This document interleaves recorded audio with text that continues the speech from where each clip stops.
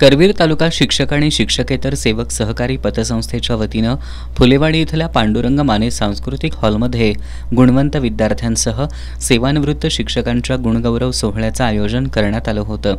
आमदार सतेज पाटील या कार्यक्रमाच्या अध्यक्षस्थानी होते। यावेळी बोलताना त्यांनी शिक्षण क्षेत्रासह शिक्षकांच्या विविध प्रश्नांच्या सोडवणुकीसाठी आम्ही प्रयत्नशील असून जुनी पेन्शन मागणीसाठीच्या आंदोलनाला दिशा देण्याचं काम आपण कोल्हापुरातून केल्याचं सांगितलं।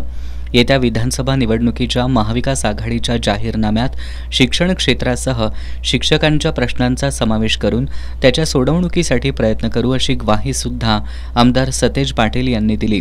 सर्व शिक्षक संघटनांनी एकत्र येत प्राथमिक शिक्षणाविषयीचं धोरण निश्चित करावं असंही त्यांनी सूचित केलं।